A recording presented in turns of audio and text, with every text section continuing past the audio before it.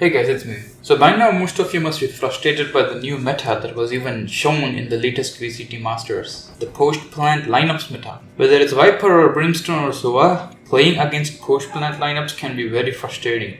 Especially with Viper, when you can delay the defuse for up to 16 seconds and people easily die in her Molotov orb combo. When there is a Viper and a Brimstone playing post-plant, you might as well save the second they plant.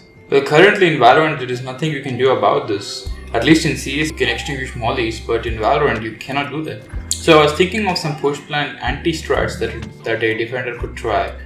I was testing various things that you can do, like Sage Wall, Killjoy Turret, and even performing a header on the molly. Well, there just seems to be no answer to this problem that is consistent. All the things performed were inconsistent, and sometimes the lineup landed exactly on the bomb even after you do everything. There is one thing that you can try though to stop post-plant mollies. This is something that not many people perform. Basically, so far there is almost nothing you can do to stop a molly that is landing. So what do we try? We can try avoiding the post-plant scenario to happen. Not the post-plant plant, but the post-plant molly throw scenario. Well, how do we do that?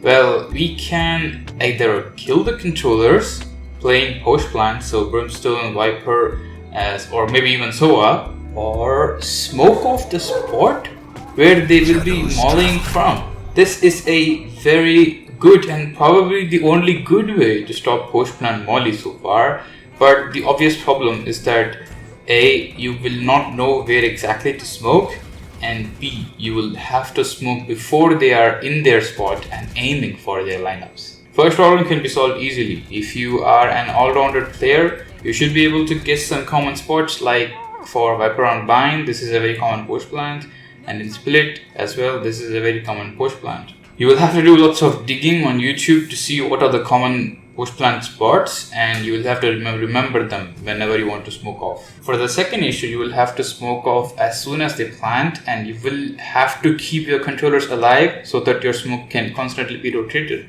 If they die, you lose the smoke, they get post-plant mollies, and then you die, that's it. A very good Viper or a Brimstone or a Sova would have many post-plant lineups in their bank, yes. So it's always going to be difficult to deal with such players, but so far this just seems to be the best way to stop any post-plant utility when times of crucial importance. In Haven, this is also a very common spot, for example. A disadvantage to this method is a very huge con to retake, but it's probably a sacrifice you'll have to take. You will basically have less smokes to block pathways for retaking, so you might struggle there as well. But you will still have a higher chance of winning the round by smoking off players who are trying to play post-plant. And yeah, that's something I had to discuss. Post-plant meta is shining right now, especially in VCT Masters, that many teams have played post-plant successfully, and many people are copying it as well in ranked, so it's quite common now. Also, if you are like a Wraith or a Sova, you could try making your lineups to try and kill enemies in their post-plant spots. But I think it's still way easier and safer to try and smoke off the lineup itself. And if you don't have the smoke, you will have to push them. There is no other choice. You have to push them immediately and as soon as possible. You could also try using Brimstone's ult and Sova's ult to detect any post-plant spot players.